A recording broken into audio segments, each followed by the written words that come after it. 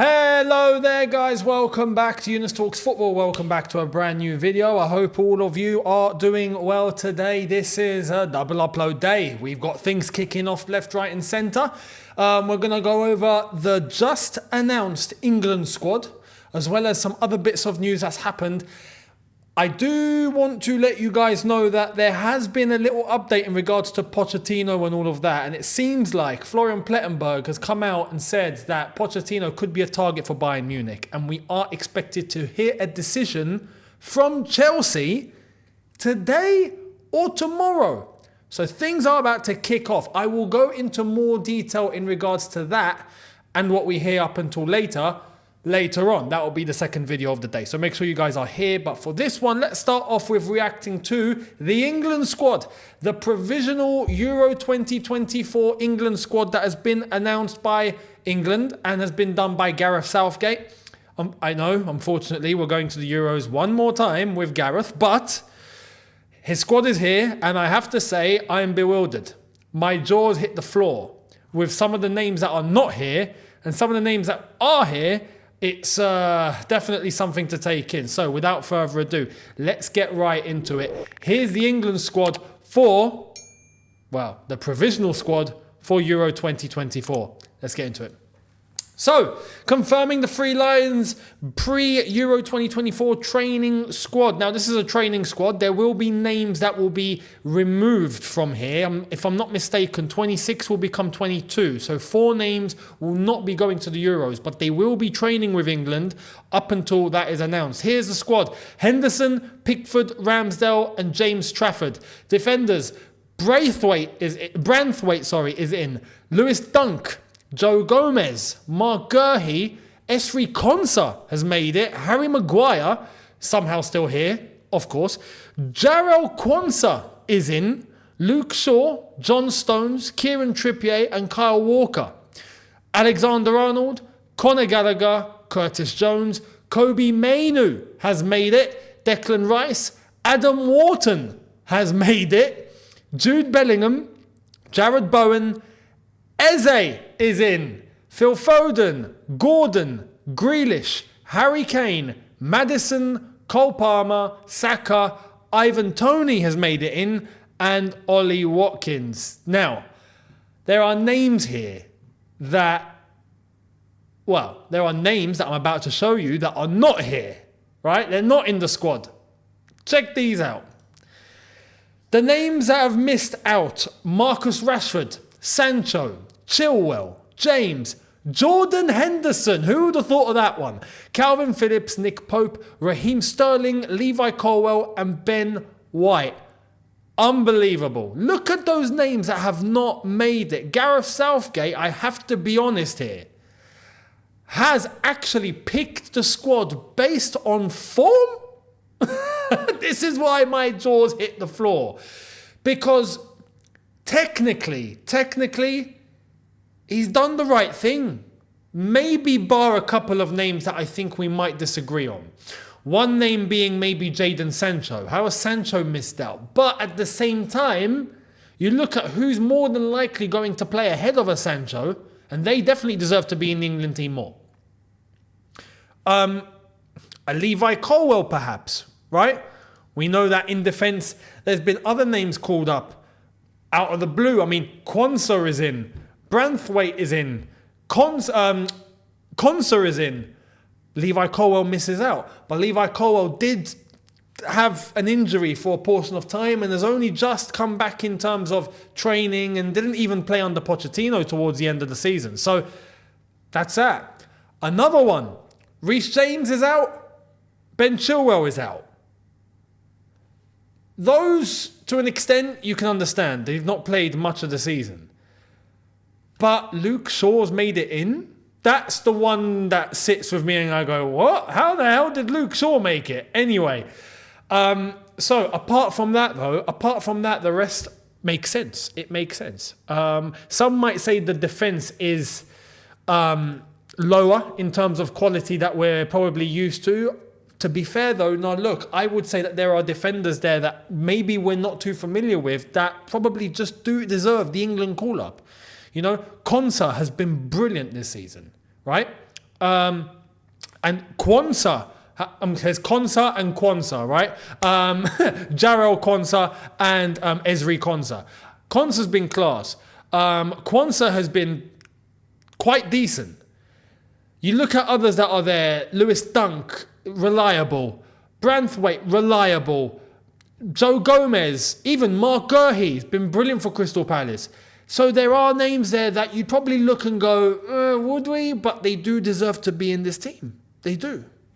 Now, some of the names that I've missed out, I think, like I've said, Marcus Rashford, for example, not being in the England team, it sounds crazy, but I'm sorry. It's the right thing to do. It's the right thing to do. Especially in that front line that is stacked. Look at that. Look at the forwards we've got. We've got Bellingham. Well, he'll be playing in an attacking mid-role, of course. But we've got Eze, Foden, Gordon, Grealish, Palmer, Saka. You ain't getting in, mate. You're not getting in. That's Rashford playing out on the flanks. The amount of options we have out on the flanks, and they're all good. They're all good. Eze has been class this season. Foden, player of the year. Deserved to an extent. Gordon for Newcastle's been brilliant. Grealish, yeah, he's that player you're probably going to bring on and he'll do a job for you. Cole Palmer, class. Saka, some might say underwhelming, but overall, I think he's had a decent season and he is still Bukayo Saka. We know what he's capable of and what he can do. You ain't getting in, Rashford. You're just not. Sorry. The forwards as well. When you're looking at all the forwards that we have, you got Harry Kane, Ivan Toney, Ollie Watkins, who definitely deserves to be in the squad, 100%. But the other names that have missed out, I think it's deserved. Henderson, deserved. I'm sorry, there's no place for you in that midfield. Declan Rice, Bellingham all day long. Gallagher's there. In terms of the other midfielders, Kobe Mainu definitely deserves to be in this England squad. He's such a player. Adam Wharton is a big one. That one shocked me. Is it too soon? Perhaps. Maybe it's too soon. But to be part of the squad, Adam Wharton, I think is going to be the player that gets omitted. He might make the training squad. It might be good experience for him. And then I think he gets omitted. I don't think Adam Wharton actually goes to the Euros. When the squad gets trimmed from 26 to 22, I think Wharton might be one of the four. But that's why I don't have an issue with him being in this provisional squad. It's a good decision. He deserves to be there. So, crazy scenes. The other names as well. Nick Pope, it's unfortunate. You could say he should be in the squad at least, you know. James Trafford's making it. You'd think that Pope would make it. But Sterling not making it. Again, you're not getting in. Just like Rashford, you're not getting in. I'm sorry. And this is me as a Chelsea fan. You're not getting in. But these are the names. Look, Sterling, Henderson, Rashford are names I'm looking at and I'm thinking, how Gareth Southgate has dropped these guys, right? Names that we knew were like, we constantly saying, how come these guys don't get dropped ever? The only one left is Harry Maguire. So, crazy scenes. Let me know your thoughts out of this England squad, the provisional England squad. And out of this 26-man squad, what 4 names do you think will get omitted? And which players do you actually think will do well going into the Euros, will deserve to be here and you think is a good selection? So, let me know. Much appreciated. Now, let's jump to 2 other pieces of news before we wrap up. There's been news of a retirement that is happening at the end of the season. And boy, oh boy, what a retirement this is going to be. Check this out. Breaking, Toni Kroos will retire at the end of this season. He will finish his career after the Euros. No new contract with Real Madrid. Legend. And yep, after the Euros, it's done. He's more than likely going to win one more Champions League. Well, if obviously Real Madrid win it, you'd expect them to. And then he will head off to the Euros one last time. This is reminiscent of the way that Zidane called it a day. If you remember when Zidane retired, and he retired at the World Cup, and what a retirement. Just one advice, right? And I love Zidane, but one advice to Toni Kroos, please just don't headbutt anyone, and you'll be good. You'll be good. I still to this day will say Zidane was justified doing that in the moment, justified. Not justified on a professional level, I get it, but I can't lie and tell you that I wouldn't have said or done the same thing. If someone had said what Materazzi said to Zidane, if that was said to me, I would have reacted the same. So I can't come on here and say, how dare he, when I would have done the same thing. So it is what it is. Anyway, Toni Kroos, though, is getting the same path to retire down. One last try with Germany, and it's going to be interesting to see this Germany at this Euros, because Germany have been so poor as of late. The last couple of tournaments, they've been terrible. You'd think that Germany will have a renaissance, right? That they will have a rejuvenation, that they will wake up. It is Germany. They will be back. It's inevitable. Will it be now under Julian Nagelsmann? Will that happen? We'll wait and see. So Toni Kroos is going to call it a day. And some might be shocked at the fact that he's calling it a day now, when he maybe could have just played elsewhere, you know, easy money for 1 or 2 years, maybe even go Saudi. But he wants to end at the top, and I admire that. Fair play to him, and what a career he's had. He's won everything. He's won everything in Germany, he's won everything in Spain, and he's won everything on an international level too. I mean, what more do you want? Has he? Has he won the Euros? Actually, you know what? I'm actually going to check this out right now. Whilst we are here, might as well. I know he's won everything that there is to be won in Spain with Real Madrid. And he's won everything that there is to be won when he was at Bayern Munich. So that's that. Including the Club World Cup and all of that. He's won everything at club level that there is to be won based on where he's been located. Germany and Spain, right? For Germany, no, he hasn't. He came third place. Oh, no, he has. Yeah. 2014 they won the World Cup, and in 2010 they came third. He's not won the Euros. So that's the last attempt he's going to have to win the Euros. And if he does, he would have had a Grand Slam career. Won everything.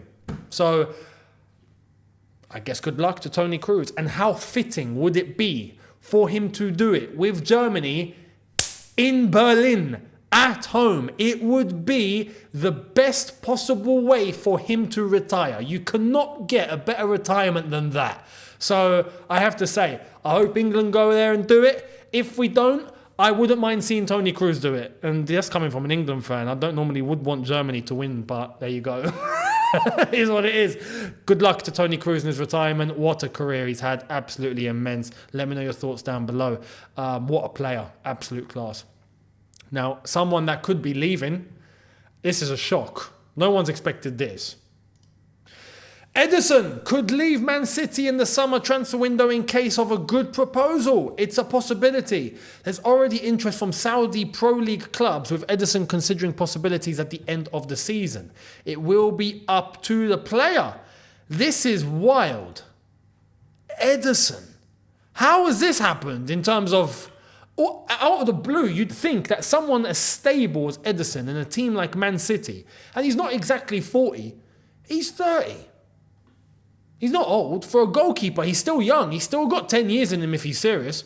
You know, as a goalkeeper, you go on to 37, 38, easy, as a goalkeeper, right? I'm shocked to hear that, he could just be leaving City and not even going to somewhere top, like going to Saudi. Is this one big money-grabbing scheme? Is this Ederson being tempted by the money? Yeah, you wouldn't blame him, I guess. When he's won everything there is to win at club level, he's another one. You know, what more you want?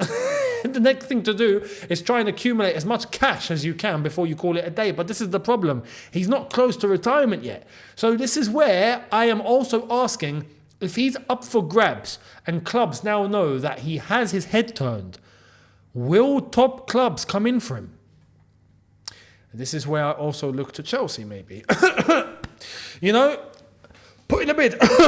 Sorry, just making a cough there. You know, regular coughs at Chelsea.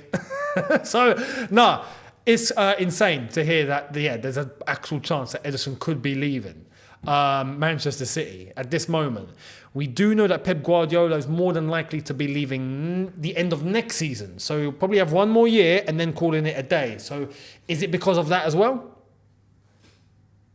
Let me know your thoughts. Personally, I would still be shocked if Ederson left. But then again, Saudi could offer him a crazy package, and I understand he might just be like, yo, I'm going, see you later.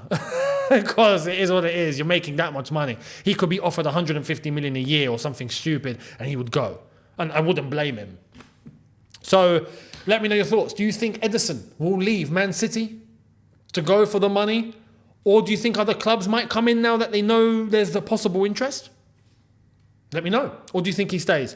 Much appreciated. I will see all of you later on for video number 2. Make sure you guys are here for that. We will go through all the Chelsea news and what's happening with Pochettino, the latest links, as well as any other football news that's going to be coming up from now up until later. We are at the end of the season, so now all the news is going to start kicking off. Transfer speculation, club speculation, this and that, all sorts of updates. So I make sure you're here for them. I'll give you my opinions on all of those. Hit the subscribe button to subscribe. Hit the notification bell to be notified once I've uploaded. Check out the socials on screen and in the description if you haven't done so already. Hit the notification bell to be notified, and I will catch all of you later on. Have a good one, people. See you later on video number 2 in a bit. Take care and peace.